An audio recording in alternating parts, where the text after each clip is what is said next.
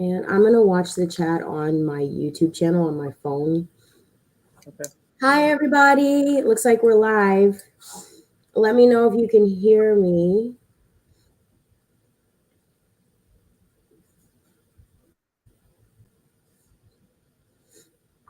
There's a little bit of a delay from StreamYard to YouTube. So, Okay.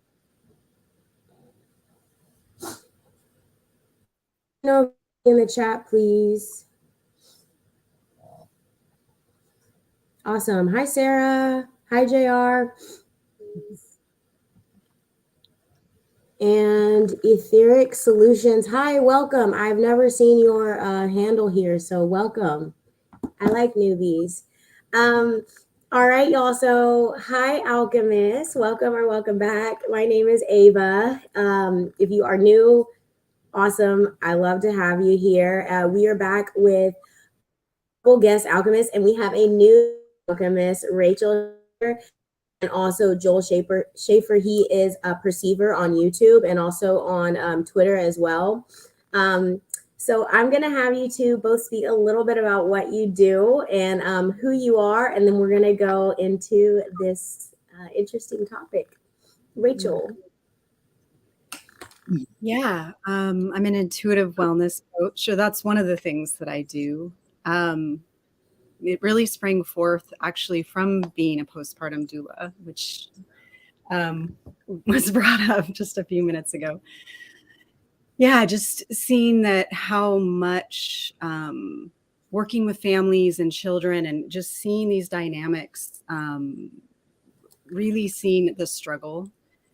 And first, really, how much women were struggling and how much infants and everyone else was getting a lot of support, and how I was seeing that women put themselves last really easily, especially as mothers.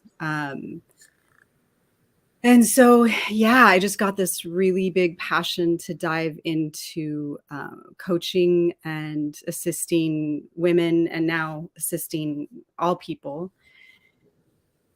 And the foundation of that intuitive wellness coaching now is really deeply rooted in being trauma-informed, somatic therapy, which is like somatic experiencing, somatic integration, somatic transformation. There's different types of somatic therapy. I kind of do my own collective version of what I've learned from others. Sexual shadow integration is probably the most wildly entertaining playing that I do. I don't like to say work always, but yeah, it is a lot of work, but it's also a lot of play and a lot of deep introspection on how certain belief systems, whether it's from family or the world, play out in our daily lives, especially our sexual relationships, our most vulnerable experiences. And really, why that focus, when you get into all this stuff, like the shadow work, there is just so much picking apart of noticing what you're doing. And so really the core work isn't about becoming more self-absorbed, which it can feel like that. But then also focusing on realizing that we're digging deep into all these pieces so that we can release them and find what's at the core of who we are and remember who we are. And I believe that when we do that, and I believe in this work so profoundly, that we release ourselves from the main paradigm and then become more, dreaming becomes more accessible to us, our dreaming body, because what's left is our energetic form. And so I really work with those structures, the trauma, the sexual shadow, the dreaming, and a lot of it really is about death work as well. just coming back to that core, which is life, because it's not separate. Yeah. And yeah, I think that was kind of maybe a scattered version of what I do. It comes out different every time, but that's what came tonight. It was beautiful, and like so many really intriguing things that you said that I'm going to ask a little bit later about. So thank you for sharing that. And by the way, someone, Sarah in the chat was like, I'm looking forward to this. And Yeah, we know Sarah. yeah. And then we got JR. He's a jokester in here. Uh, hot young wives make me always have hope. So we're like a family in here. So this is not meant to be like disrespectful. He's just like giving props. I don't know if y'all can see that. Yeah, that's great. But yeah, so let's go with Joel. Thank you so much, Rachel, for sharing. And I'm going to ask more about that. Mm-hmm. Yeah, thank you. Yeah, I've been mostly focused on Toltec teachings that come from the Castaneda stuff, and I trained with Carlos Castaneda's apprentices and one of his dreaming cohorts. So Rachel and I were both in really intense shamanic apprenticeships since we met. That's how we met. So I teach people these really strange movements, abstract movements that help unlock resources that most people don't typically know about or utilize. And so it's helping people to access energy that is all around us and available to use, and then help people with recapitulating, which is life review, a way of going back and getting parts of yourself that you left behind, which kind of ties into shadow work. And then dreaming gates. There's these beyond lucid dreaming. There's means to actually open doors, which heals the chakra line. Shamans call them energy gates. And so for the more advanced, for people that are looking to really take their lucid dreaming into deeper layers, there's definitely some tools that I can offer. And so I mentor people one-on-one or in small groups, and just hold space for people to process and to forgive themselves, to forgive everyone, to come out of this, to come out of the victim or victor, because we tend to either want to blame or we think that we're above others or below, and it's hard to find that neutral zone. And so kind of tracking that when I'm working with clients is like, just it's really liberating when you find the neutral zone. You become the observer rather than taking everything so personal. And then I have a martial art background in Aikido, and the Aikido philosophy is really liberating. It's really a beautiful system in which you learn to use the energy of the attacker, so that rather than fight or punch or kick, which I do train in that side of it, but I also, the Aikido side is more about neutralizing the attack. And that philosophy plays into like my job or dealing with police or dealing with situations in life where you learn how to find the most harmonious resolution so that you don't lose energy. So you don't end up worrying about what just happened or losing sleep over issues. So recapitulating lets you release. It helps you to just let go of the heaviness of this world so that you can become light enough to look at energy at night, to see, or even during the day. There's dreaming awake techniques, what we call not doings. And so just a very expansive mentoring process. And that's about it. Awesome. Thank you. So Joel, Etheric Solutions asks, can you ask if Joel teaches martial arts? He said he does it. Does he do? Yeah, I mean, some of my clients, I do offer some training, depending on where they're at, but it's not a big part of what I'm doing at the moment. More so, I take those movements, which are martial movements, and we slow them down and learn how to use more proper form so that because these are the basics. Most martial arts studios skip the basics and they just go right into it. It's like with snowboarding, if you don't learn how to turn naturally, then you'll always be forcing your turns. So like with martial arts, you want to find the more you want to teach the old part of yourself that doesn't need to use muscle, and you want to find the part that is going to be able to sustain that kind of training for the rest of your life when you're really old, because that's where the real power is in alignment rather than force. So it does play into what I teach for sure. Awesome. And in regards to your Aikido training and neutralizing attack, I was actually talking about this last night on my live with my friend Liz, who I went to Tennessee to visit. Y'all, so I was talking about, there is an app, I don't know if it's still there, called Clubhouse, where it's essentially like auditoriums and there's speakers, and you can just get into those rooms and enter discussions, and you can raise your hand and enter a discussion, and they can be on anything. So Twitter now has that capability. And a couple weeks ago, I was actually in Tennessee.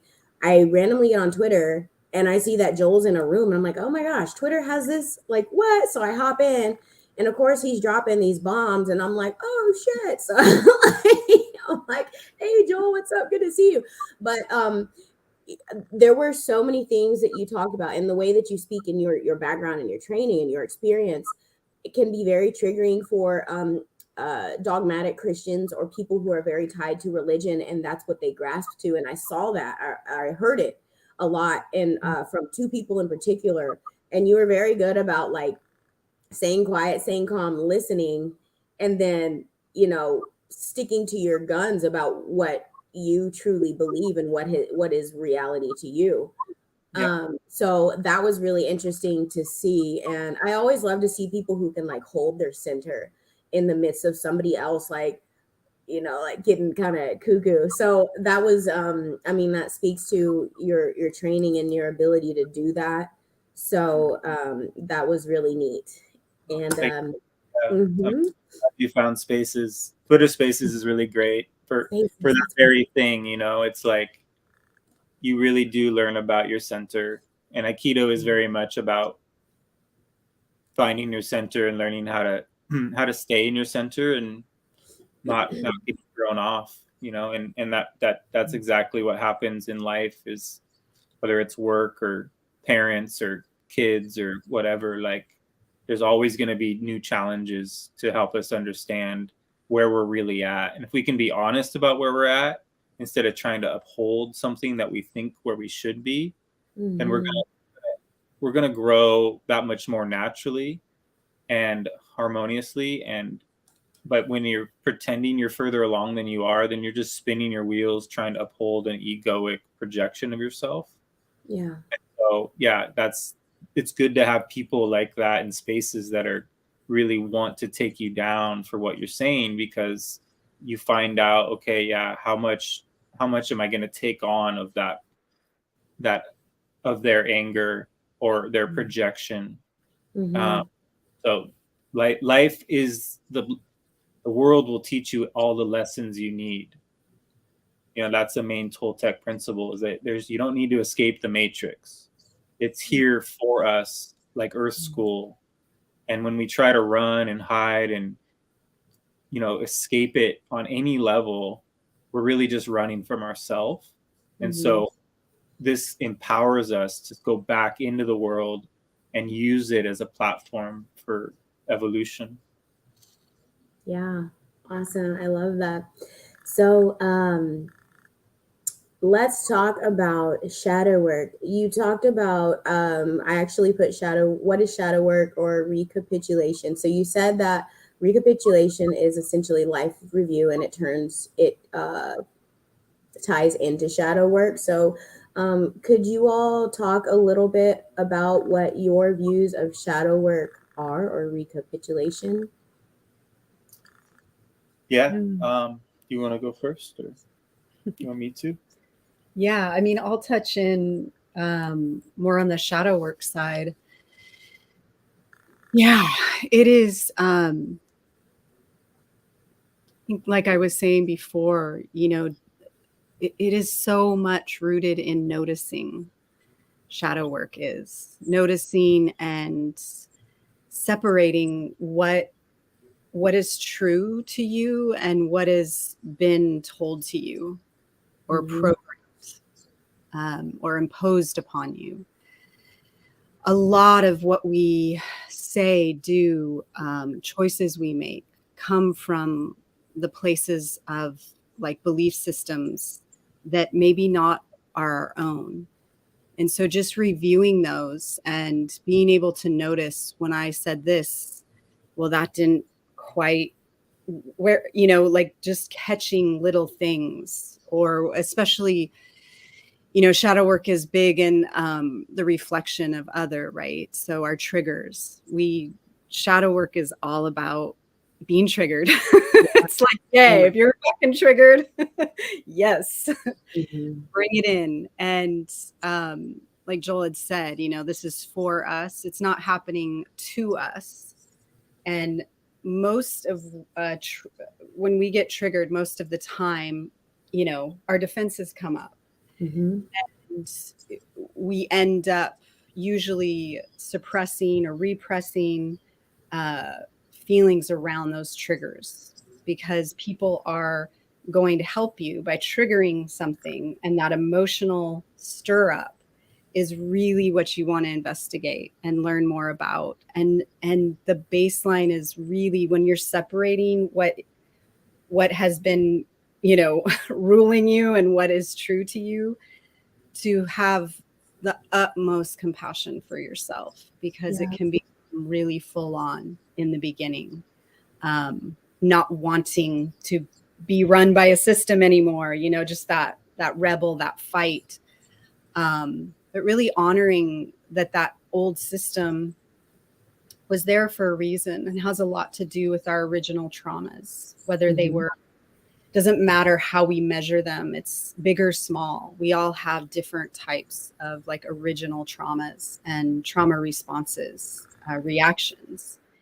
And the more we get to know, you know, what that is, the better we can become more of a witness.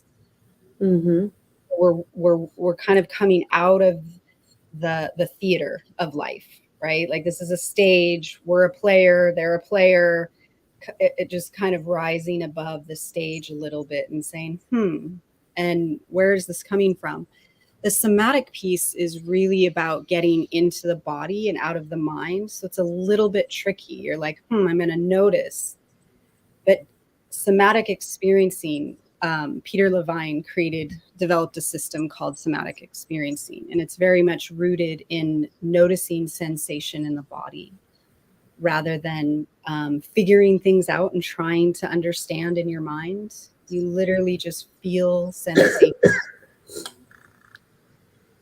And that's greatly how I like to work and what was effective for me.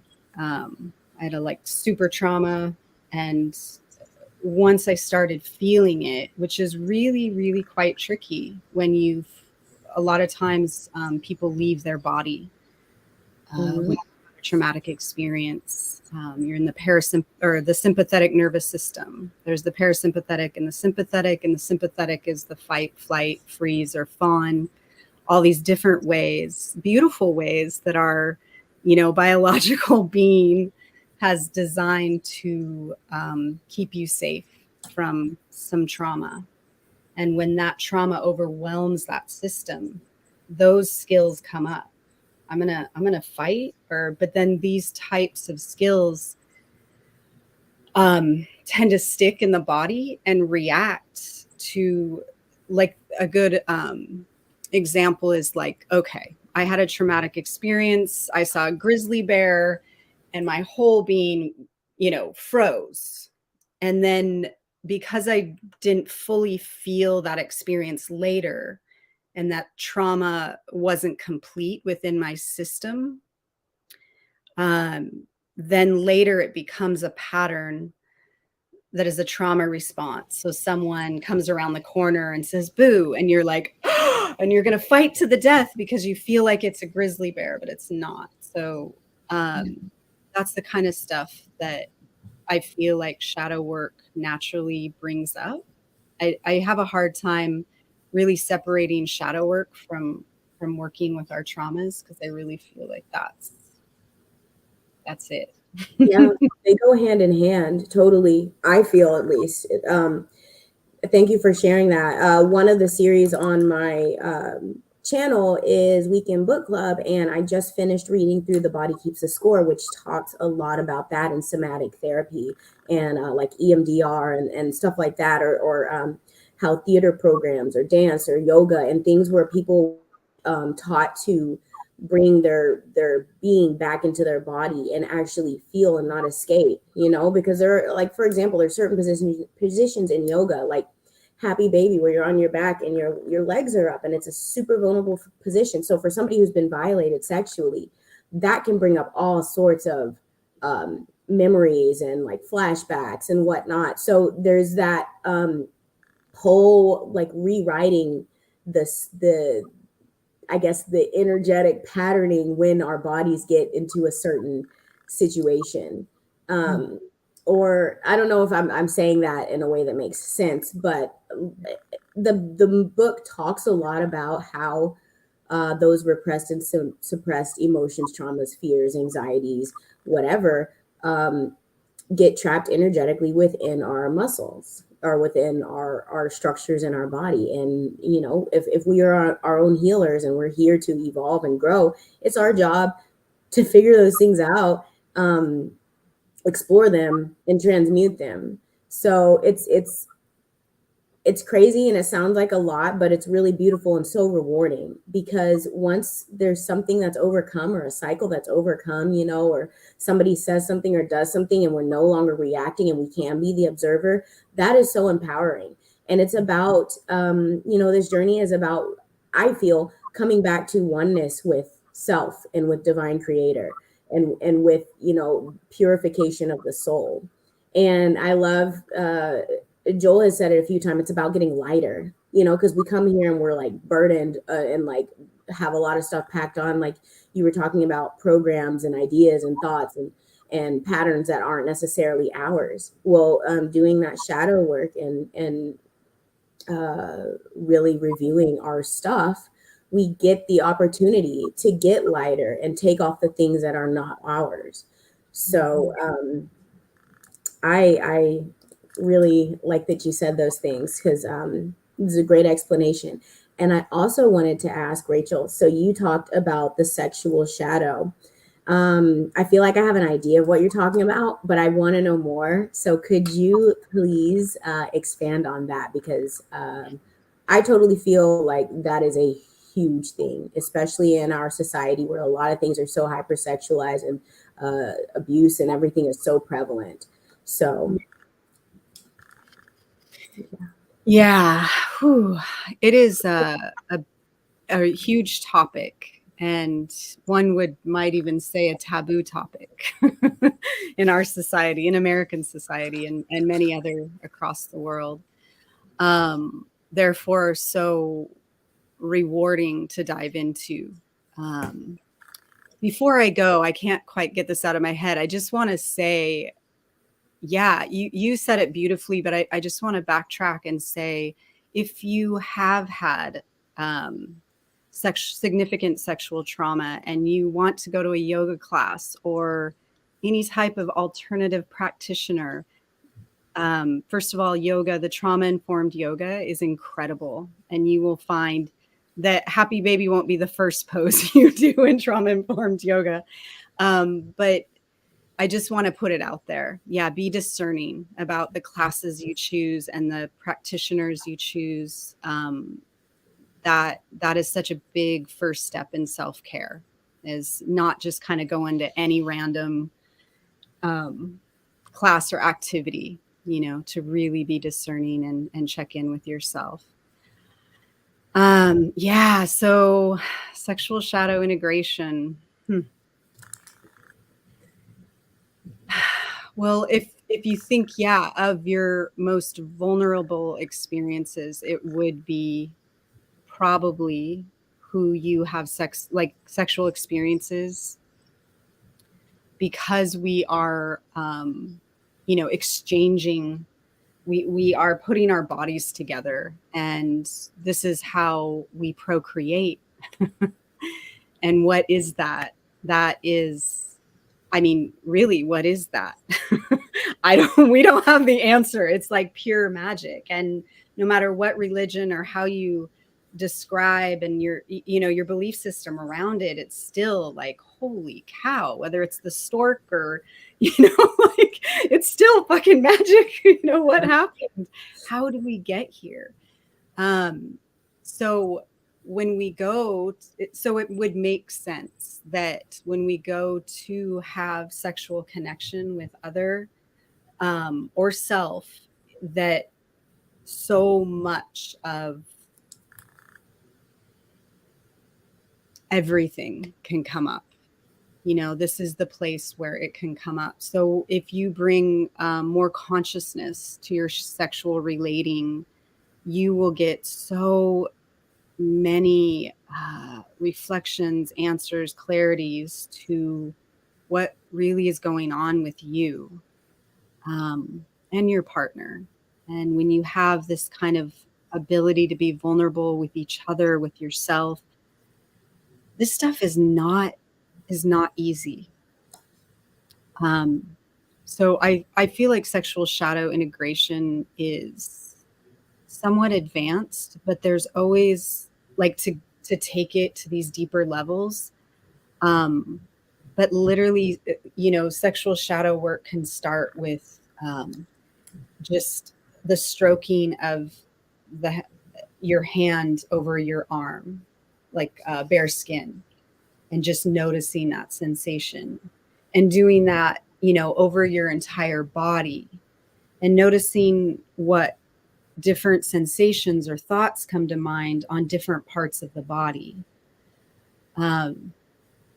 This process really helps us to begin to relate to our body and sexuality differently, and bring back the innocence that's truly there, that has really been stripped away through, like you were saying, just media and religion, all the things that have trained us to think about sex. As soon as we developed, it was like, okay, well, now you're this, and whatever that was in your family structure, your religious structure, your culture, where you grew up in different parts of the world, it's all different. But it's very rare to have your innocence with your sexuality. It's a lot of it, we've been told, is dirty, or just for sex, or just for procreation, or just this. And so there's a lot of disconnection with our sexuality, and even spirituality, like new age spirituality, yoga. Most classes are very much into the upper chakras, trying to go up and ascend and move out of the body, because it is heavy to be in the body. But it's very hard to come to the totality of yourself and existence when you're trying to avoid the first three chakras. And it's just, there's a lot of heaviness and a lot of pain usually in those first three. Yeah. So when we start to move down and investigate very gently, depending on what you've experienced as far as trauma, this can be completely life-changing, just completely life-changing. And I know it was for me. And my first experience was, oh, hell no, that's all black down there. It's just dark and scary, and it's a cave, And it wasn't something that I was willing to go through in the beginning. It took me very, very small steps. Yeah.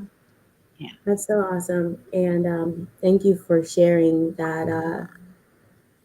It makes so much sense. And I feel like it's a redemption of our purity. Like you said, it's very rare to have feel purity during sexuality or sexual experience, I think is what you said. And if sexual energy is also creative energy, as Joel has said before in our other talks, and it also the orgasmic energy is heavy creation energy and dreaming energy. You know, it would make sense with the realm that we're in and the constructs that we would be kind of blocked, or that would be like muddied or distorted to keep us from getting to that point of elevation to where we can become true creators and experience true purity too, or purity in that aspect. So that's really interesting. I have someone who said here, well, first I'm going to say, read what Noreen's quote, comment. She said, there are some things that aren't there some things that are supposed to be triggering though, like people fighting, abuse, that kind of thing. And if you heard earlier, I think Noreen, actually, I think you may have come in a little bit after when I think Joel was talking about triggers, how they're for us, you know, they're essentially like roadmaps and as things for us, or maybe it was Rachel, things, the emotions around them that come up are for us to address and for us to observe and become detached from, so that because it's ready for them to be healed and the energy to be alchemized. And I'm totally putting that in my own words, but yes, some things were meant to be triggered. And a lot of times, especially when you start to dive into yourself and your patterns and you're ready to start the healing journey, you know, it's not easy, and it's definitely for the brave and the courageous people who want to go to those depths. We're going to be triggered, as I'm sure a lot of you all in the chat know, and I'm sure, you know, Rachel and Joel know too. So that was a good question. I feel like you might have missed the beginning. And girl, you know that answer. You be here all the time. You know that answer, girl. Okay. Could I touch in on that a little bit? I just want to clarify, and I'm not super clear on her question, but I did want to clarify, like abusive situations, you know, like when you set a boundary, and also, you know, the reflection. Who is it? Xavier? What's his name? No. Oh. The shadow coach. I know, that's why I was. Yeah, I don't know his name. You caught my thought. Yeah, I'll get his last name at some point. He's an amazing shadow coach. He spoke once about, you know, when you're the reflection of others coming at you and you're being triggered, usually it's a fine thread that is yours, and the rest of it usually is their projection. I'm so glad you said that. Yeah, we are not taking on everybody's shit to clear for them, and it's not all ours. So it's discerning, deciphering, and getting clear about what is for me and what is just theirs. Yes. And to know that if there is physical abuse, if there, you know, the boundaries that need to be set, and sometimes that can get blurry and gray for people that do shadow work. It's like, oh, well, I should stay because this is for me.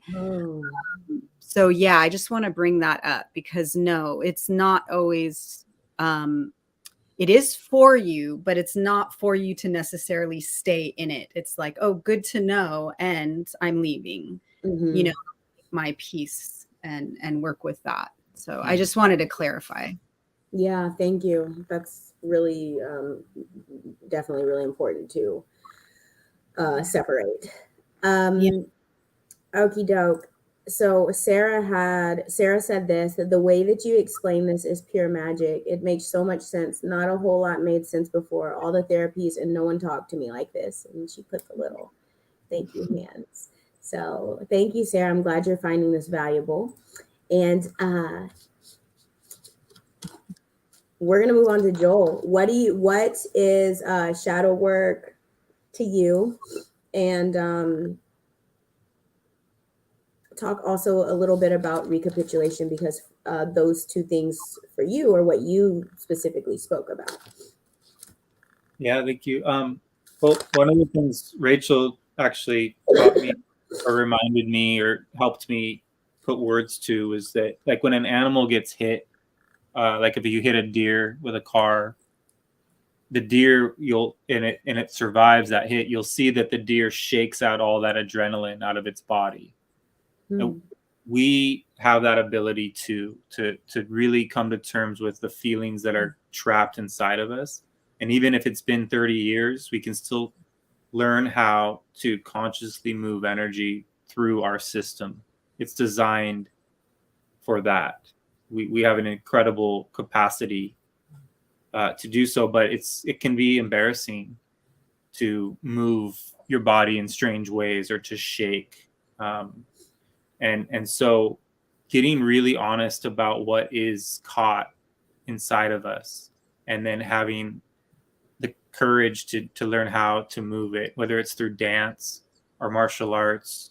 Like, martial arts is incredible because you're getting out on the mat, you're throwing each other around, and this energy starts to shift. And but there's all kinds of means and methods, and so whatever you gravitate towards, we're not lab rats. We're not all the same. Each person has a different story. And so if you find your individual unique blueprint, right, and if you track your blueprint, you get to know it, which is the recapitulation work. Getting to know what your story is rich, and your story is most of us are the black sheep of our ancestral line. We're here to clear stuff that other people didn't have the courage or the capacity because of their trauma. And so it's not to blame our parents or our grandparents or anybody. It's just to be honored that we are so fortunate to have the tools and the knowledge during this time to be able to shift all of this stuff for our own joy, but also to liberate our lineage. And if you're procreating, if you're having children, the more work you do on yourself, the less they're going to have to do within those particular areas. They'll be given new challenges, because as we become strong, new challenges show up, because we are infinite beings capable of breaking pattern, right? So breaking pattern is why people recapitulate. Shadow work and recapitulation, although they're different, they intersect. And so the recapitulation is this incredible opportunity to go back into the feelings that you felt in the past and hang out inside of them, and to really then cultivate those feelings, because things happen so fast. We were hanging out, we were young, and then all of a sudden we're into girls, we're like, we didn't get to really experience our innocence as long as would have been ideal, but we can go back to it and reclaim it and bring it forward into our current experiences, so that we become more authentic, more emotionally honest. It's okay to be vulnerable, to cry, to have, a lot of men try to block their tears. And so when you have the capacity, when you quit caring how people think about you, then this is all about your evolution rather than social power, rather than people liking you,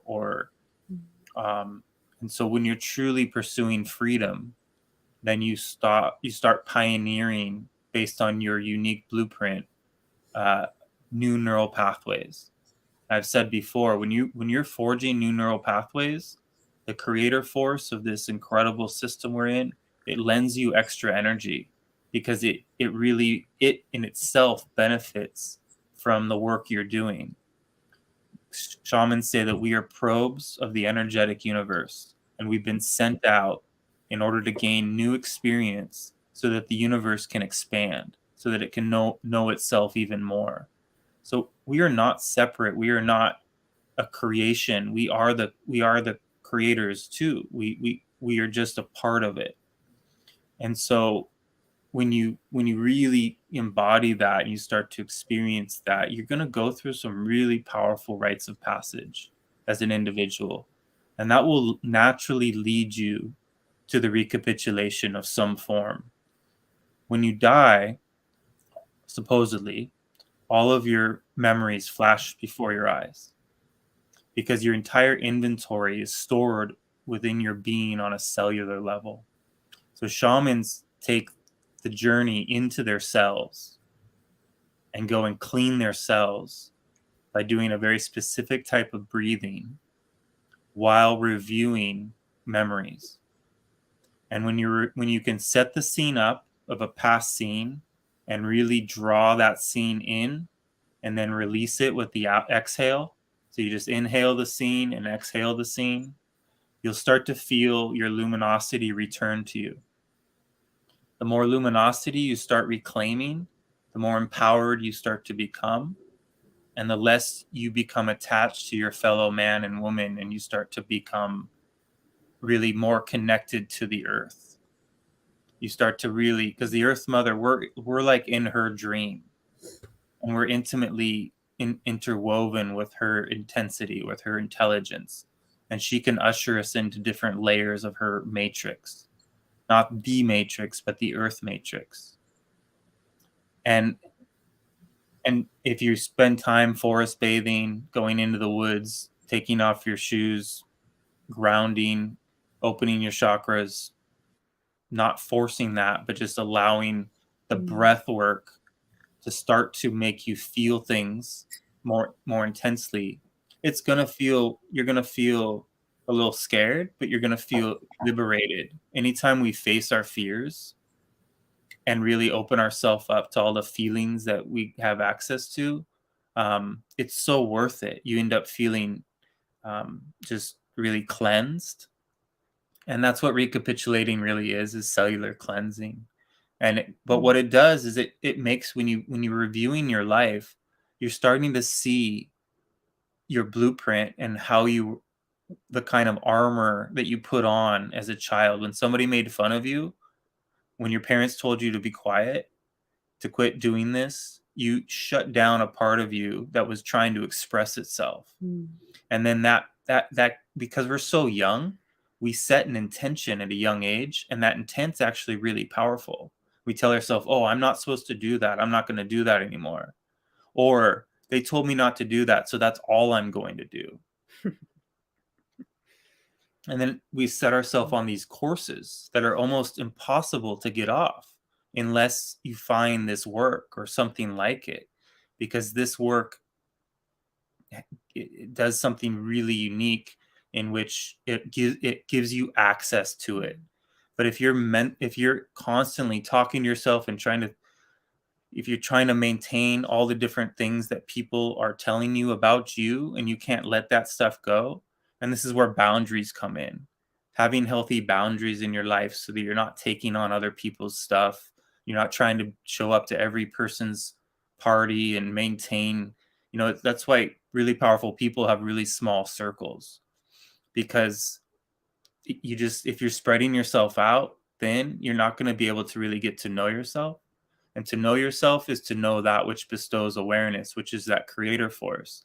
And there's nothing more intimate and beautiful than getting to know the psychedelic nature of this incredible being that gave us this opportunity to be here. And so that's the benefit of going inward. That's why I was thankful for the COVID nonsense, was because it forced everybody to go into their inner cave, get to know who they really are and what they're here to do. And that gives us, not everyone did that, but those that did, that had the courage to sort of take that inner journey, really, there's a lot of supportive energy that comes for people that are able to do that. And so the darkness isn't scary. Going into the cave isn't scary.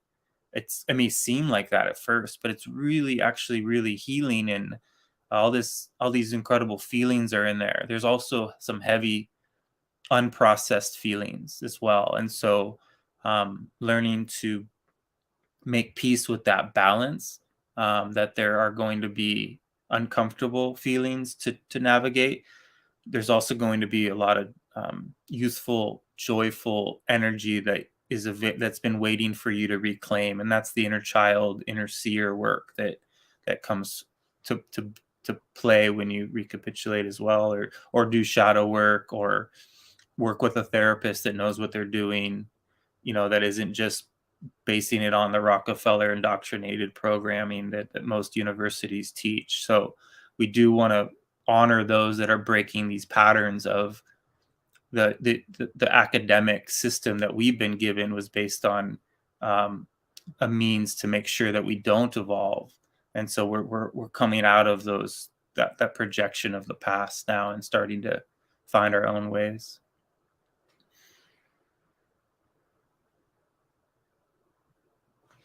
Oh, we lost your voice. Sorry. Okay. When you were talking about recapitulation, it makes me wonder, is this the same thing as inner child work or similar to it? Okay. I mean, it isn't, the inner child work doesn't require recapitulating, Okay. but it does require life review. And so the recapitulation is a very specific Toltec technique where you use the breath in a very unique way, really grabbing the energy with something beyond the five senses, which they call your will. Once you discover that you have more than five senses, everything changes. And so it's very advanced. Most people can't get calm enough to recapitulate because their mind is operating it's just, there's too many thoughts, and that's okay. So this is why shamans came up with these very strange movements called magical passes. And they are, or, even Tai Chi or Qigong will start to, because we want to be in our body as a means to feel. And if you're feeling more, you'll be thinking less. Mm-hmm. How can we feel so much without it overwhelming us? And that's why I recommend going slow, not worrying about getting things done quickly, but really giving yourself permission, giving yourself as much runway as you need to learn how to fly. And we're all birds. We're all learning to discover our power animals, these aspects of our being that are really capable of having a much more dynamic view of this experience that we're in. So just cultivating these processes. But the inner child work is, there are people that teach that specifically, and there are programs out there that are really dynamic, that will allow for the inner child to be accessible. And that's just talking to your child. I mean, that's just having, it may seem weird or embarrassing at first, but once you start talking to the part of you that you left behind, that child has a lot to say, but it needs some coaxing. It's hiding sometimes. It kind of have to put in the time and the consistent effort of letting that child know that it's safe to come out. Yeah, and I would say, I don't know how you feel about this, but that inner child work may lead to the development, like maybe building blocks to recapitulation. Maybe everyone's so different, but definitely I feel like these things overlap. There's a book called #HealthyAdult, and she goes through, like, it's not just inner child, but young adolescent, rebel teen, young adult. And you start to develop a relationship with all these pieces of yourself, not just the experiences, but the parts of you, and usually comes from that inner child, the original traumas and how they're playing out. And so then when you go out into life and you're like, yeah, fuck this, or what, you're like, okay, that's my rebel teen. There you are. And to really embrace it. A lot of the shadow work is like not being like, oh, fuck, that's my rebel teen. That's not good. There's no good and bad in shadow work. I mean, I say that kind of loosely.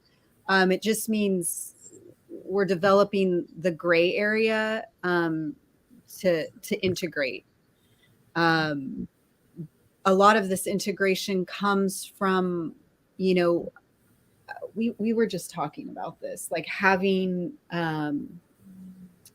like going into a meditative state and inviting everyone to the table, just the inner child, all these pieces, and beginning to ask them, what do you need from me, or what do you need from each other, and piecing this, and that's something great to find a coach or a therapist that does that kind of work. It's really quite powerful and liberating. Yeah. Fun. I feel like soul retrieval ties into all that as well, because they're honestly, well, I feel like there are pieces to that puzzle because they're all very similar. What I've learned mostly though is recapitulation. There's specific intense breath work that goes with it. But it does result in soul retrieval in an essence, and like coming to terms and nurturing and caring and loving those different parts of ourselves that we left behind or were suppressed or told to be quiet, or you're too this or you're not enough that. And it's all really beautiful because we need that. Yeah, I would add that recapitulation is soul retrieval. It's just doing it on your own, where you could hire a medicine man or medicine woman to do a soul retrieval for you on your behalf, and that's okay to do. An assistance.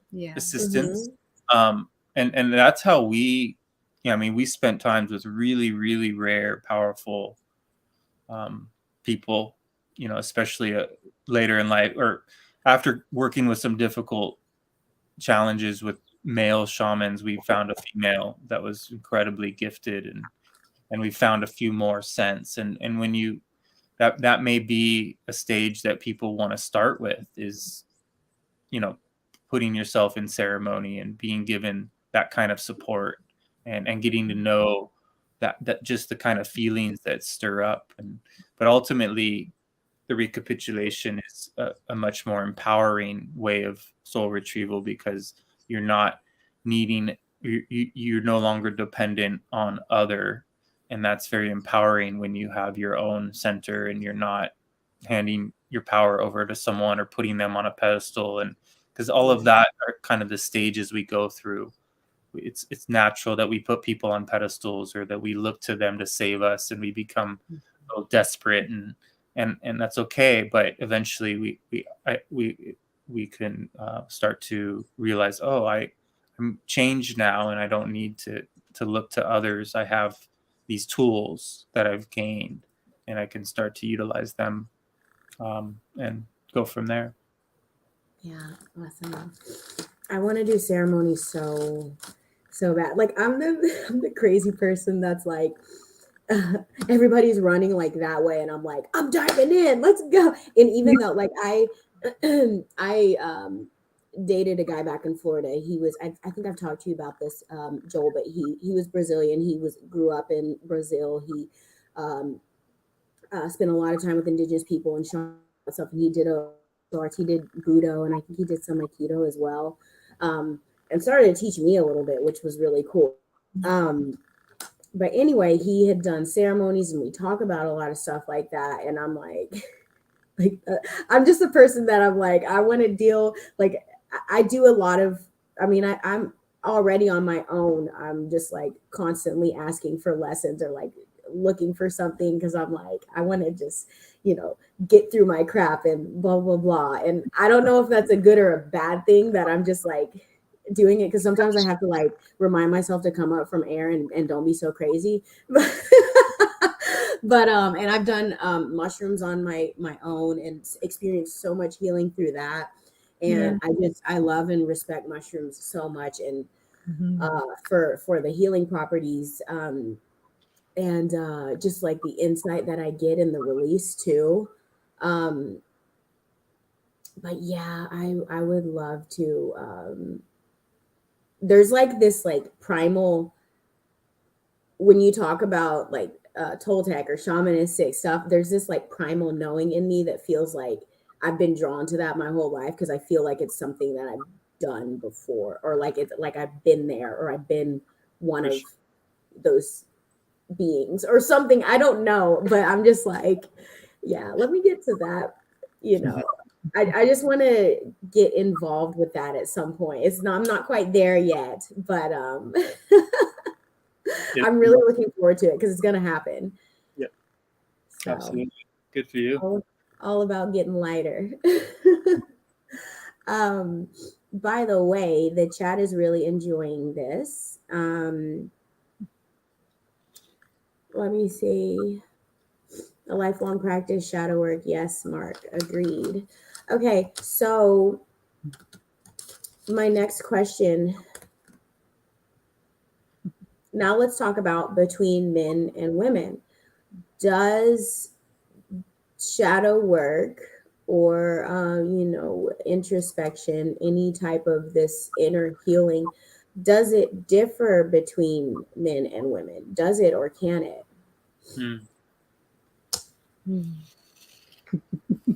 Would you like me to go or you want to go?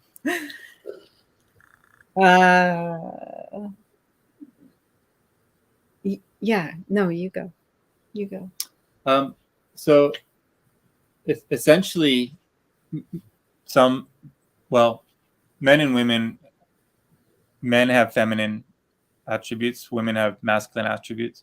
So there's that, but there's also the fact that our bodies are very different. We have, like Toltec say, women at one point used to clone their own being and that they would birth a being into this world that looked exactly like them, and that men weren't even in this system. And that men are a new, at least within this realm, men are a newer energy that have come in more recently. And so when you think of it that way, then absolutely there's a massive difference in that, one of our elders said that there's two tribes, the tribe of man and the tribe of woman. And if those two tribes can learn to work together, then we can accomplish anything and everything. And that's what the work is here, in a sense, is to really, and that doesn't mean that you can't partner up with, that two men can't partner up, or I'm not saying that they're not doing work if they're attracted in different ways. I'm just suggesting that when you do discover the differences between men and women and how sexual energy is different, like there's the sperm and the egg, and those are very different things. And Toltecs say that there's a pre-runner before the sperm that makes a bond with that creates a connection with the woman. So as soon as penetration occurs, there's a bonding that happens. And they say that it creates a 7-year bond. And that's why when you choose to sleep with someone, you're making a pretty big decision. In this world, on average, women are more affected by having lots and lots of partners than men are, because biologically, a man could go around and just knock up a bunch of women and never even know that he did that, move to a different country and be, depending on his ego, he could not even feel that even happened. Yeah. But later in life, the more you spread your luminosity out, the more affected you will be as well. So there's aspects to this that are tricky for both sides.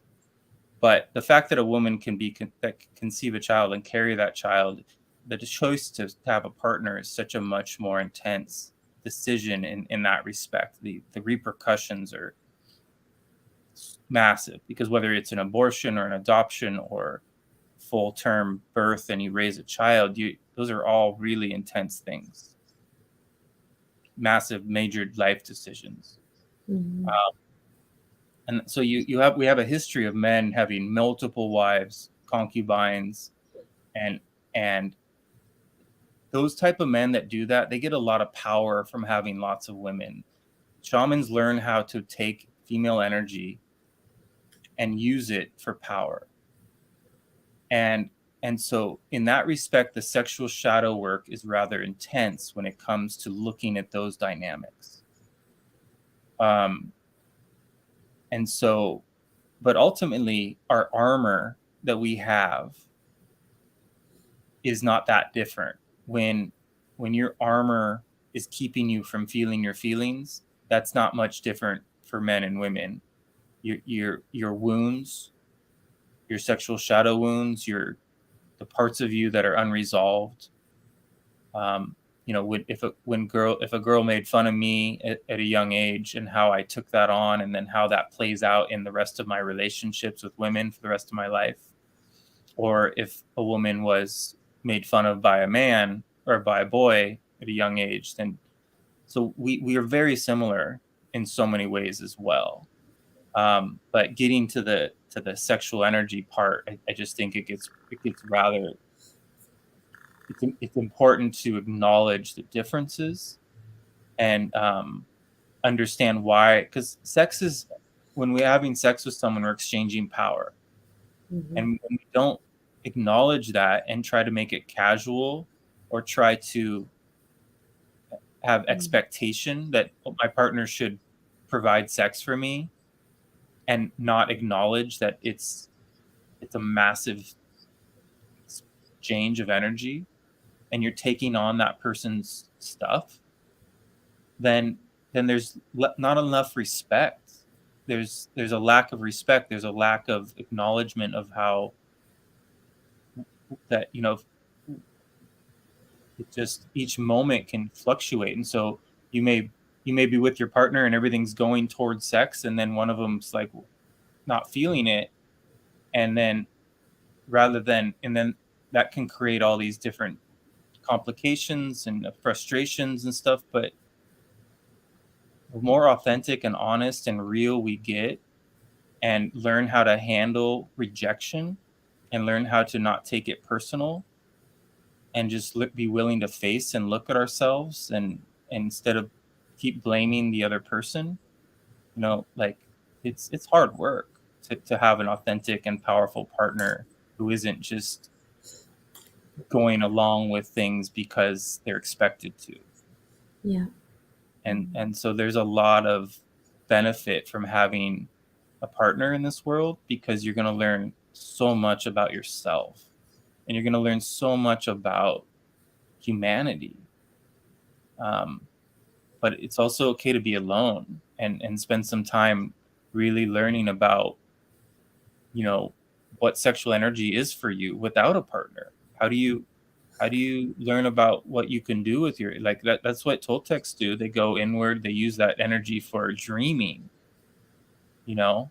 But I know people that tried to force themselves into celibacy without having dealt with it, and ultimately they were running from the challenge of having a partner, and trying to use that energy for something else.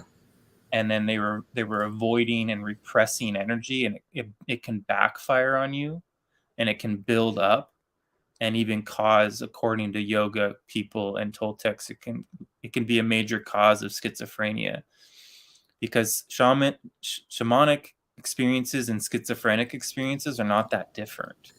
It's just that you've learned how to handle these psychedelic hallucinations that happen from saving your sexual energy.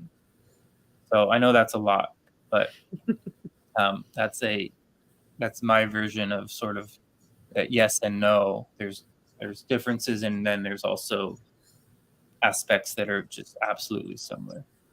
Yeah. Cool. Thank you. Yeah. Rachel. Oh, um, I have one quick question before we get too far. So, and I meant to ask this in our last video. When you say blueprint, is that similar to soul contract, or like your scroll that you create before, or a person would create before coming into this incarnation? I think so. I think it's a contract, and I think this sounds crazy, but I think everything's already happened, and we're experiencing it on a linear way, but we're actually in a memory, and our future self is informing us. And so rather than be at odds with our blueprint and our contract, we already signed up for this. We saw it ahead of time when we were in a different state in which our memories and our parallel lives were accessible.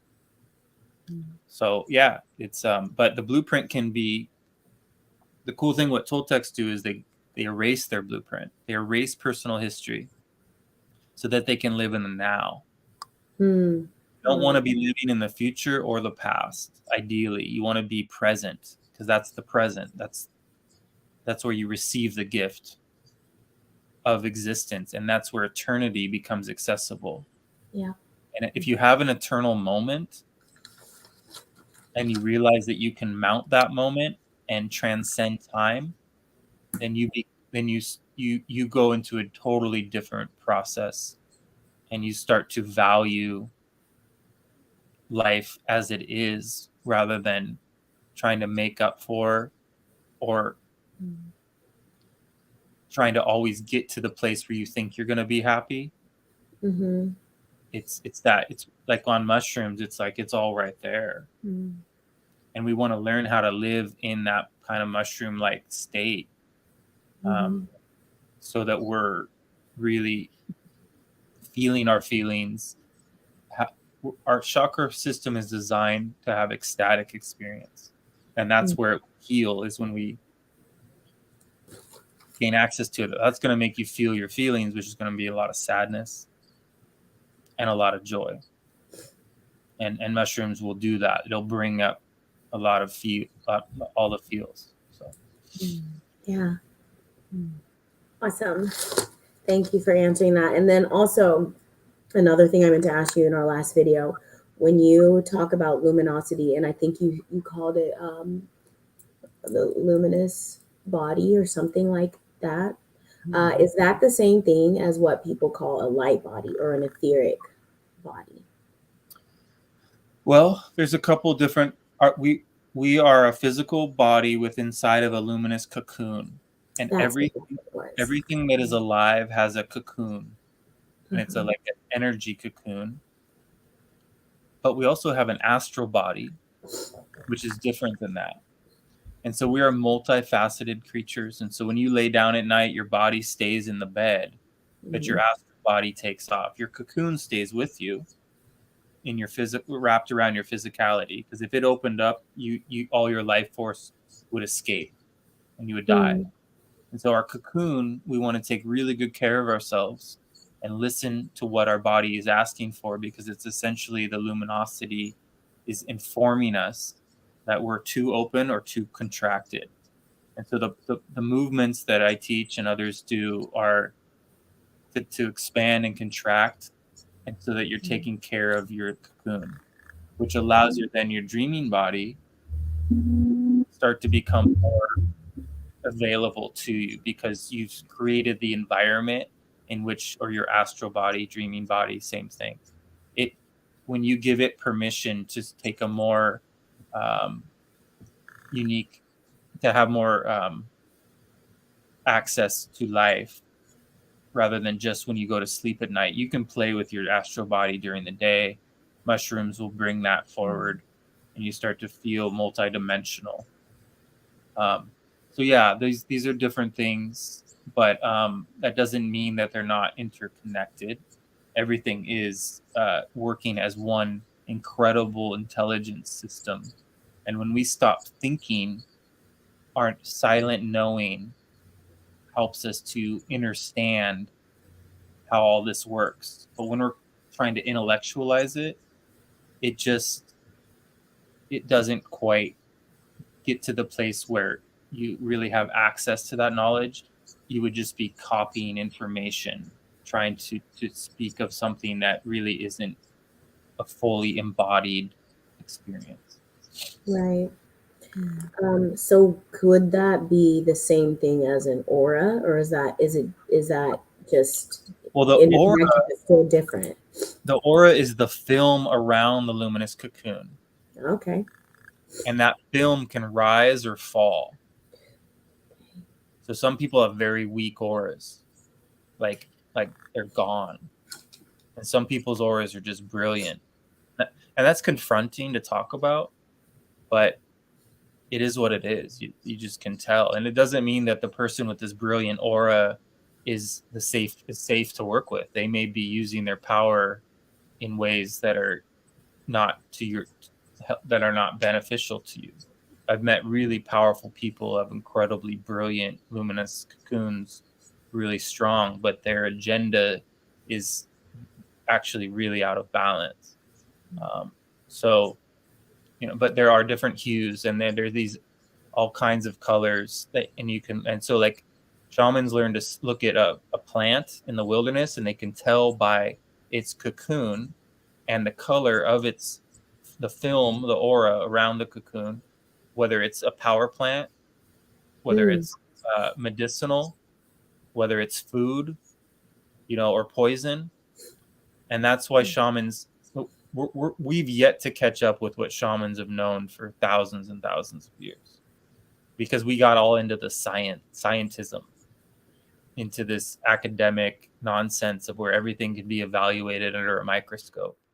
But energy cannot be seen under a microscope. Energy has to be seen by the inner child. And but that inner child has to be part in an adult body. As a child, you were seeing energy all the time. And that's why it's hard to remember everything from 0 to 3, is because you were tripping out. You were seeing things very differently than you are now. And so you've solidified your perception around 4 or 5 so that you wouldn't end up in a mental ward. And that's a good thing. But we want to go back into that inner child and access all the aspects of our being that could see energy. And that takes getting silent and learning how to feel and observe without taking an inventory. Because if you can stay with observation, something will pop. And all of a sudden you'll enter into this deeper layer of silence. And that silence becomes accessible, and you get to really have the time of your life. But there's an uncomfortable transition, and most people bail out as they're about to enter into those deeper layers. Yeah, cool. Thank you. So really quickly in the comments, JR says that he was told one time by a stranger that his aura was so huge that they looked shocked. And he also was complimenting. He's like, I love how his wife looks at him with love. I want that. Aww, thank you. We have a lot of we talk a lot about relationships. Like last night, my friend Liz and I, we just did our last part on relationships on our Freeing the Feminine episode or series. And so it's like a lot of people are coming out of broken relationships or, just energetic mismatches and all this stuff. So there's like a lot of that topic comes up in our chats and everything. So he was just honoring the connection between you two, which is special. So now Rachel, about that real quick. Sorry to interrupt. Oh, go ahead. No, go ahead. Oh, I was just gonna say I'm laughing a little bit. This is a snapshot. It's like that's interesting that's what's coming forward tonight. And I think when we get in this space, it elevates our connection for sure. But I think at times we're still finding out if we're compatible. Like we're twin flame, our shadow work is so intense that it's like, okay, go to your own. We actually live in 2 separate states.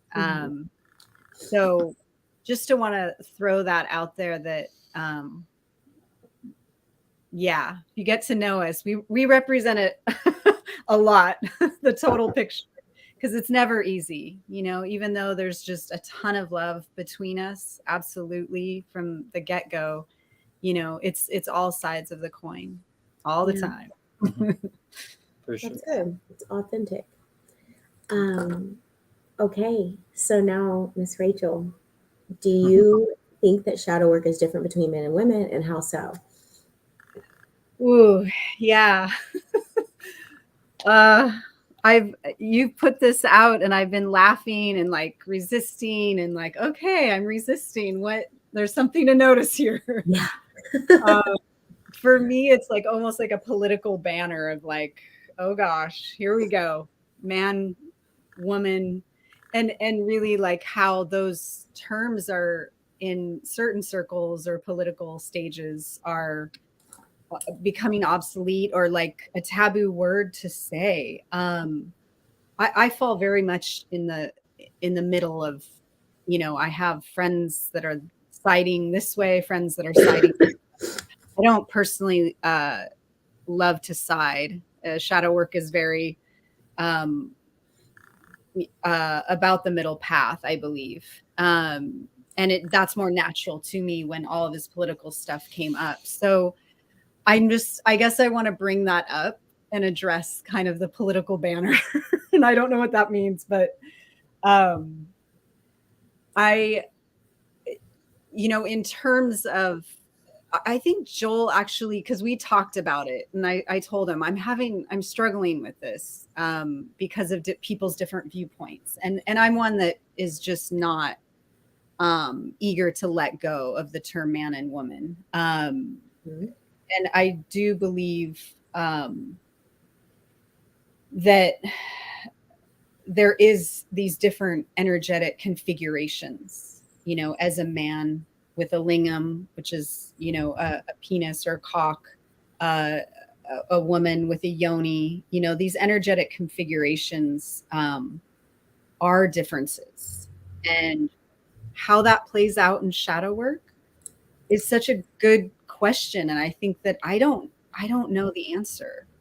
Some of the things like Joel was saying from like shamans or the Toltecs, as far as energetically what happens when a man has sex with a woman versus a woman having sex with a man, and that kind of energetic exchange and what that does to us individually. I may not agree. I don't know it, because if you look at like the different type of sex work, like the Mayan priestesses and women, red blanket healing women, a Native American, sexual healer, and of course tantrikas, the dakinis. I don't know. And then and women just knowing how to take power when they have sex with a man and just chalk it up and woo. And I don't know. I haven't had enough kind of research in the area to really say what I feel. And I always like to verge on the side of not knowing. Let's keep discovering together and let's keep having these conversations rather than clinging to old historical facts or something that someone else experienced and thinks this of these systems. What do you, that's what I do with my clients. What do you feel? What's been your experience? What do you think? What are you seeing? What are you dreaming? So I don't know the answer. And I spend a lot of my life, I'm like kind of blushing because I feel like we're in an interview. I need to know. But it is becoming a more way of life for me than ever, is to kind of be like, and then I'm like, I don't know. And I don't want to know. And that was actually my tagline, not tagline, but what kept coming up in my brain when COVID hit. It was kind of like, well, what's right and what's wrong? And I was like, I don't know.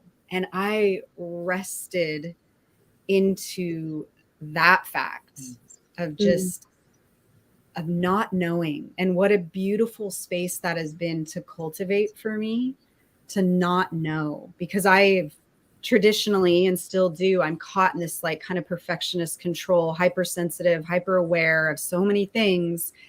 And it's like figuring it out, trying and it's like, oh, okay. It's okay to be in a space of just not knowing. In fact, I think it's preferable. So of all the information that we're talking about right now, I also have a favorite song that I love to tell my clients about. I can't remember who it's by, but if you put it into Spotify, it'll come right up. it's kind of an affirmation song, but it's just this woman just beautifully states so much of how I feel about things. And it's, healing is not my purpose. Mm.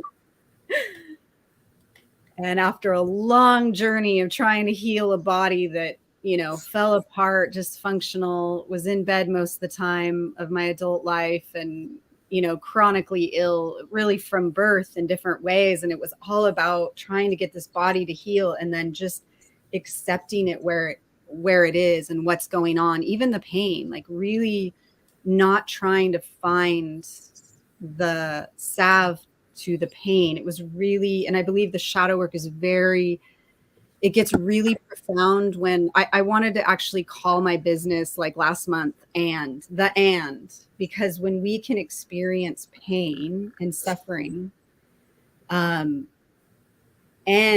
we can feel ecstasy in our body, it's holding it all. And that's really what like the tantrikas are studying, is the totality of the full range of feelings and the capacity and the resiliency to do that.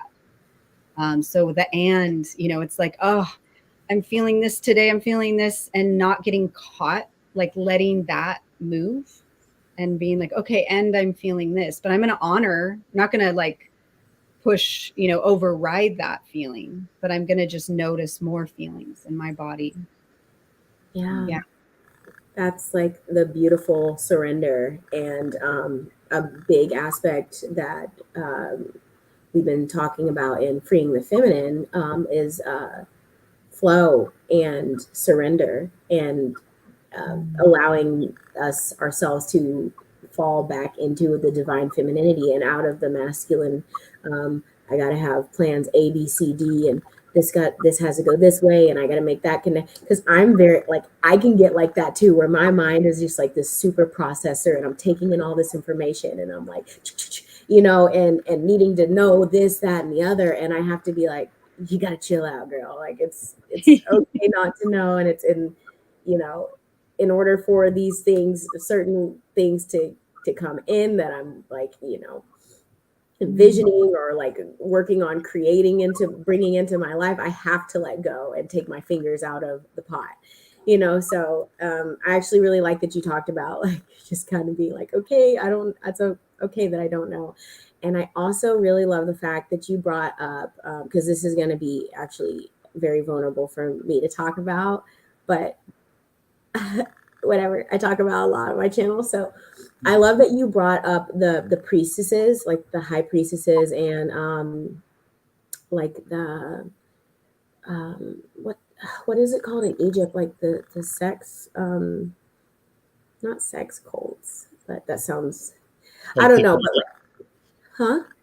Dakinis. Egypt. Yes. So because when I have heard what you have talked about, Joel, how like men that had all these concubines and everything, it was like an energetic type power building thing. But then on the flip side, and you also mentioned women who have a lot of partners,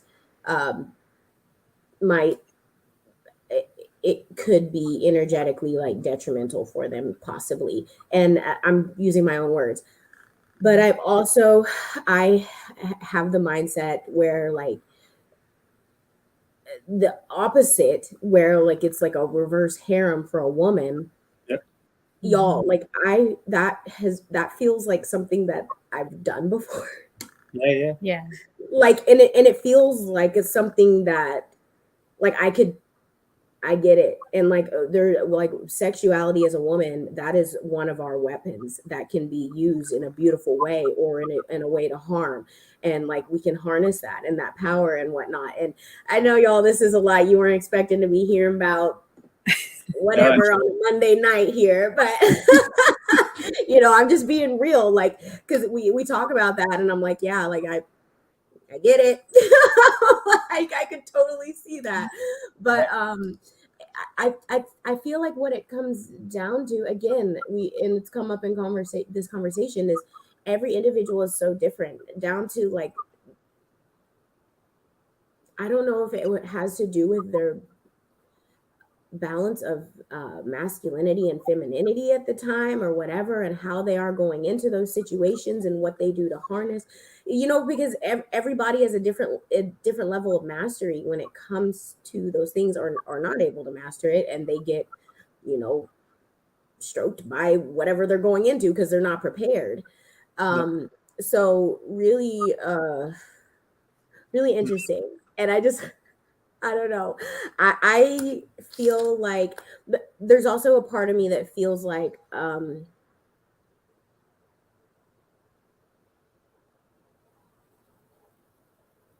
I'm just going to say it, because I have been the woman who, from a very hurt space, years ago, I was like, okay, well, guys are doing whatever, so me too.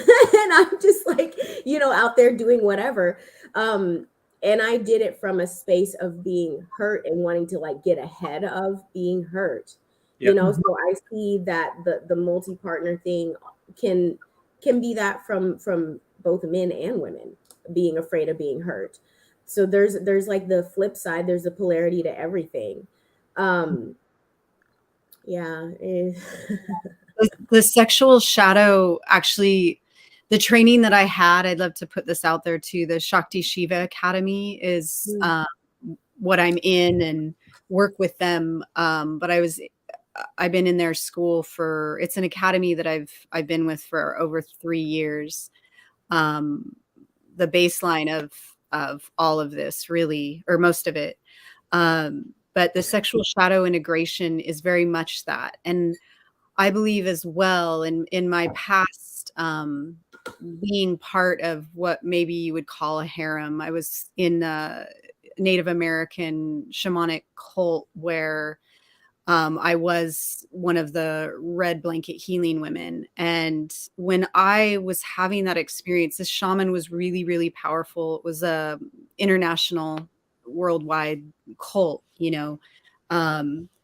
and a lot of us women, as dysfunctional and totally harmful, there was some really beautiful things about it. And one of them was remembering my Native American roots. Like, it was like that, whatever percentage of Native in me came alive and I started to remember.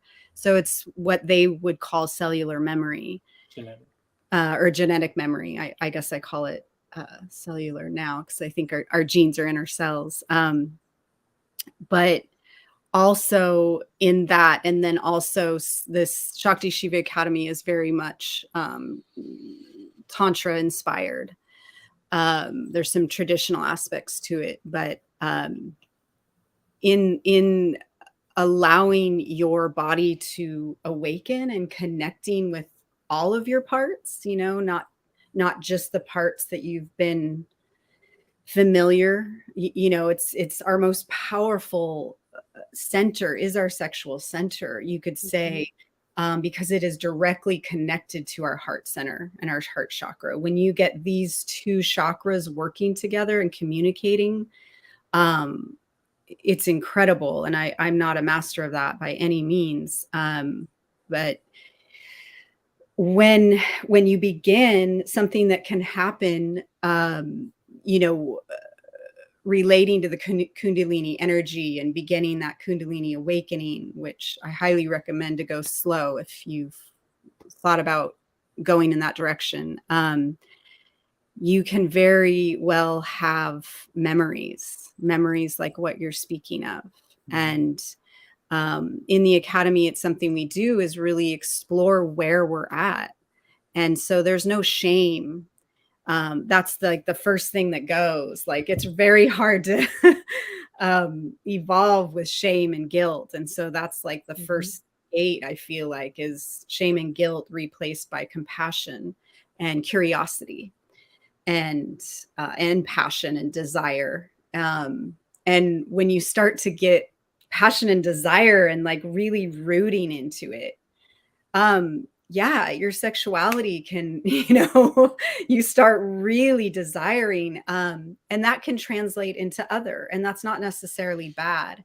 The tantric path is kind of, it's really wild. It is like, I think they say that you don't even begin your path until you have explored. I think there's sculptures and things, the outside of the temple. There's these sculptures on the walls. I'm not getting this right at all. But, and it's like humans doing, you know, all sorts of sexual positions, and the tantrikas in training sit down at this wall and kind of play out with themselves or with others until it's no longer hot for them, until it's no longer a thing. And so this can be really, you know, taboo for people, or really uncomfortable to even talk about this. But really what the integration part of it is actually taking this energy on the planet where we're repressing that energy. Because it, you know, you're gonna have these thoughts, things are gonna trigger you, and most spirituality is like, hey, don't have those thoughts. But those thoughts are being repressed as just energy in the body.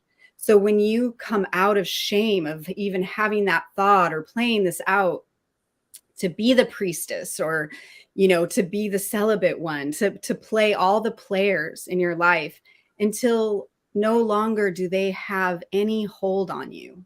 And then that energy is integrated, not just into your own being, but in the field, in the planet, in the universe.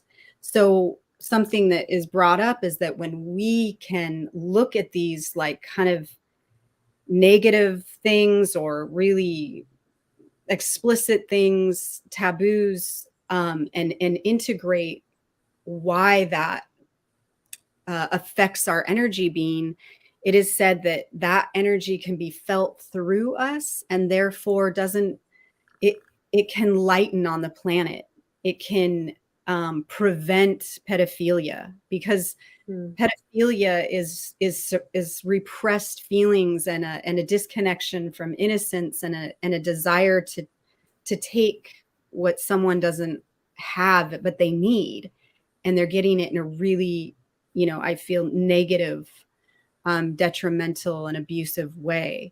And so the sexual shadow work, it's like, ooh, that's really touchy, but who else is going to feel this? Like, if you're called to that work, I'd say investigate. And yeah. Also, so in the Native American tradition, women, when they're menstruating, aren't allowed into a sweat lodge with men, and you're not supposed to sleep with a woman when she's menstruating, because the crack between worlds, women in this, according to Native or Toltec people, women have an advantage in the dreaming world and in the sexual, in the energy world, which is sexual. And men have an advantage in the physical world. Typically, they could hurt women more likely. They're faster usually, and stronger and quicker, and not always, but women are very gifted in power. And so a woman could take a man's power during sex very easily if she understood her power. In fact, he would probably, if she really knew what she was doing, he would probably die within a few days if she were to be a power-hungry woman that knew what she was doing. So these are real things. When a woman steps into her power, she has to come to terms with what that crack between worlds is, what that capacity to be able to misuse your power in that way. So in the book Shabano by Florinda Donner Grau, there's a shaman that is constantly getting his energy from all the women in the tribe through sexual acts. Some of them are astral. He's entering them in the dreaming world and taking their energy at night. And then in the book, Florinda is all of a sudden caught in a situation sexually with him, and she was able to turn on him and take his power as a means to take care of herself so that she didn't get hijacked or taken Through sexual, through the an actual physical sexual act.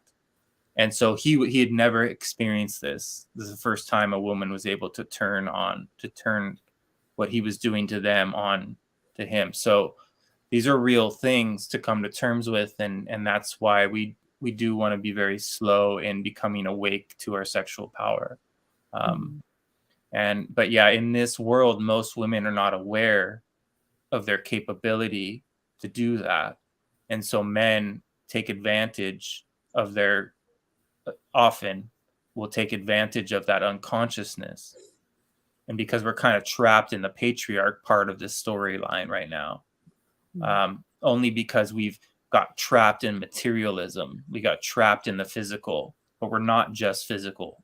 We are energetic. And when women, and that's the pendulum is going to swing a little bit toward the feminine waking up to their power, and there's going to be a massive shift, and there could be a lot of like revenge.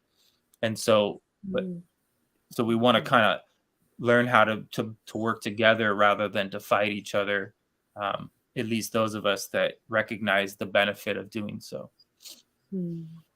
Yeah, agreed. That book, Shabano, how do you spell that? Shabeono. Okay, cool. Thank you. Awesome. This is really great convo.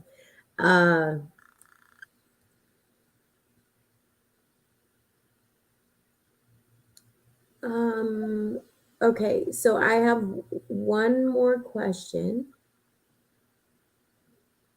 Well, it's two more, but I feel like I can maybe wrap it up into one. So does it in both of your experiences, or what you've experienced or observed, does it seem like, number one, men or women are more open to taking the deep dive within self? And do you feel like it's more difficult for one versus the other?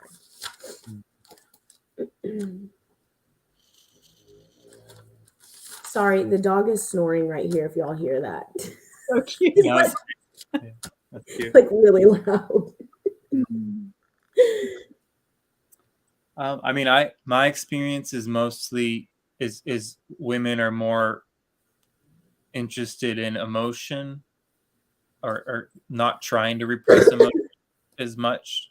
But that's just the limited experience I've had. I don't have a lot of people in my life. And so it seems like women value authenticity and intimacy and have the capacity for intuition. And because in this society that's not as honored, there's a lot of women that try to become more masculine in order to find a means to provide for themselves, because they're trying to not be they don't want to be in a situation where a man has power over them because he's the provider. And so it's created this dynamic where like during the pandemic, a lot of women woke up to the lies, and a lot of men went along with it because men were just didn't have the courage. And this is just my experience of the circles that I'm in. But I was just really impressed, especially like on Twitter, all these really powerful mama bears standing up for their kids. Yeah. And all these dads just going along with the status quo because they didn't want to lose their job. They didn't want to be looked at in the neighborhood barbecue as, a conspiracy theorist. And women, like, especially when they're mothers, and they see their kids suffering in a mask, or that they're coming for them with these jabs and stuff. It's like they just, were not willing to go along with this stuff because they feel a need to protect their kids from that type of medical tyranny. And just in general, even the ones that hadn't been awake before, their hunches, their intuition was on point. They sensed something was off. And thankfully, that was in place, because it takes a strong woman to wake up, to get a man to stand up, and come out of his comfort zone, because men are really attached to status, value that, and their professional lives really matter to them. Where women, in my experience, unless they have a lot of masculine drive, are more likely to value family and home and time, being in a more vulnerable emotional processing. So I guess that suggests to me that we are in that pendulum swing where we're being given the opportunity through this simulated realm to wake up to our power by getting more and more in touch with our knowing, which is intuition. And so women will in general lead this crusade towards reclaiming our power instead of being enslaved by these agendas that are in place through globalists who think that we're just worthless eaters, and they can just control us through different through the media and through academia. So really thankful for the feminine in that respect. So I think there is some significant elements of difference that comes into play there. Cool. Thank you. Yeah. Rachel. Yeah. With in school, I had the privilege to view a lot of different people, men and women across the world, and to learn about their cultures and their traumas and where they were at. And it was surprising to see that a lot of men were emotionally abused by their mothers, and to be taught that men are bad. Yeah. And desire is bad, and how much shutdown they have had in their own bodies. And just learning about that, I would say though, so again, I don't know how to answer this question. But I really feel like the current that we're in, kind of more in a general space, is that there is this, like what Joel was saying, this uprising of women, and in this uprising, there's a lot of anger, and there's like a lot of revenge, not just for the women, but, just on all levels, right? We're experiencing that. I think that it is going to be so important for us to, instead of go deeper into the fight, well, maybe go head into the fight, but on a personal level, and understand where that fight is coming from.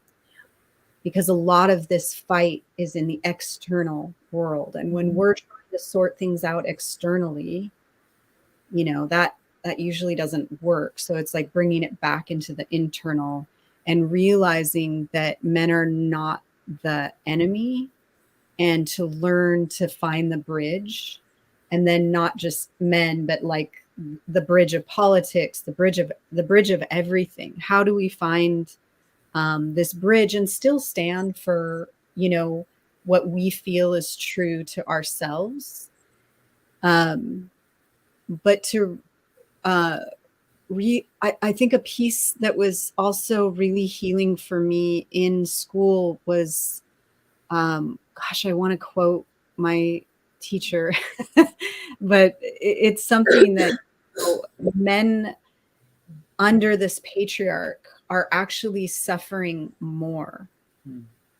And I was like, so offended at that, because, of, the obvious of their physical capacity to overtake a woman, most of the time, or just sexually what has happened and occurred.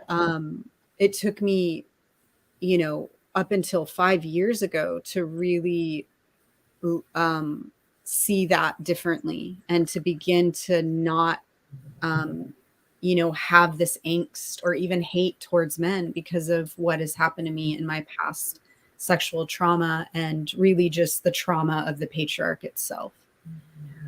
So to make peace with that, each individual man is, yes, they are responsible for their actions 100%, but to understand where those actions have been rooted in the belief system here and what they had to do. They actually, most of them were told to not feel at an early age. Yeah. So even though we didn't have the power structures of being the CEO and all making, whatever the battle is, and having been taken advantage of sexually as a very young child, it's these things that sit within you, the rage and the anger.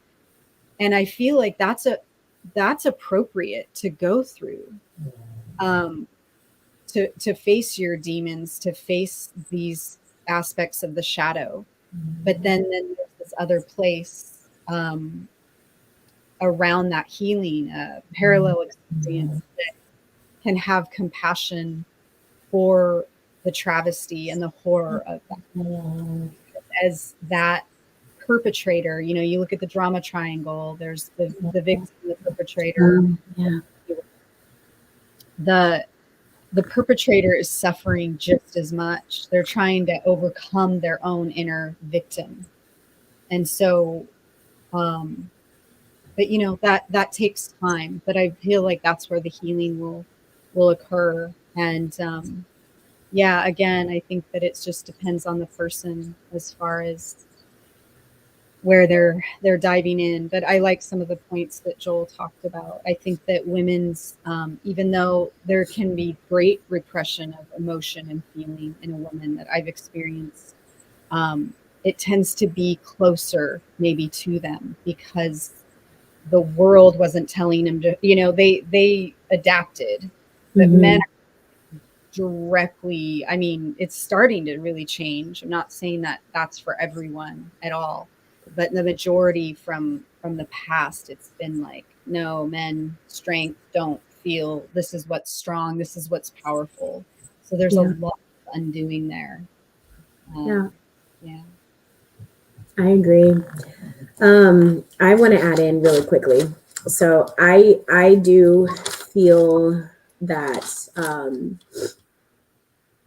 women are more open to or have the tendency or more prone to be open to diving within themselves. As you mentioned, they're more connected to their emotions usually, or have an easier time going within themselves. And then Joel mentioned family and home and quality time and stuff like that. So I think that makes sense when a man with the patriarchal systems that we're under has been taught to provide and sports and beer and whatever, and all these other distractors, and then just come home and have up to a clean house and home cooked meal. I'm totally generalizing, but it's like where's the space for him to really deal with the crappy situation he had at work, or somebody who disrespected him at the grocery store, or like doing it in front of his kids. Where is that space for him to really do that? And also I do feel that men possibly maybe more often than not do require more external influence or motivation to go down that path. Some of it might even be like some type of like life event that causes that introspection, or a strained relationship, or some type of like dead end that they're hitting in their life with work or something that really causes them to go within. But that can also be said the same for women as well. That it across the board, like that can be anybody. I kind of feel like maybe men might need a little bit more external push, maybe. So Totally. quite possibly. Yeah. This was a fire conversation. So good. Everybody really loved what you had to say. In just the places we go, we always have rich conversation. And Rachel, I'm so excited to have you on and we'll get to explore more, you know, with each other. So I'm so excited about that. Do either of you have anything else you'd like to add to this topic before we wrap up? I've just been wanting to say thank you for getting vulnerable, and I just want to mark that too. Like, really thank you. And also, like, when that happens, like, I feel like we could have a whole nother interview on that alone. Like, I know. Into all these other territories. So that vulnerability is really appreciated and makes Thank you. conversation. Yeah. Yeah, really appreciate the space you hold, Ava, and love your energy, and just love all of our, every time we talk, something more comes forward, and so it's good vibes all around. And yeah, it's just all stuff that we can go deeper and deeper and deeper, and it gets there's all these layers to it. And so I'm just honored to be asked these questions and to be invited in. And yeah, thanks for all that you're doing for so many. And it's so cool that you go live and you have a community, and it makes a difference, you know. So yeah, I appreciate that you take the time to make all this magic happen. Thank you. And I appreciate both of y'all so much. And I'm so thankful that we get to collaborate together and are going to continue to. So, and by the way, my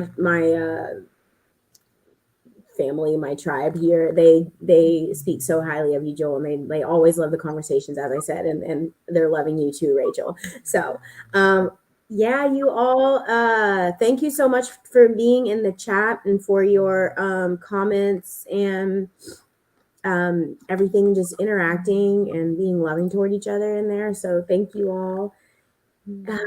Yeah, so we're going to wrap up for today. This has been a long one, but so worthwhile. And all right, you all, remember, you are sovereign, powerful, worthy, and loved. Thank you so much, Rachel and Joel. We'll see you again, hopefully soon.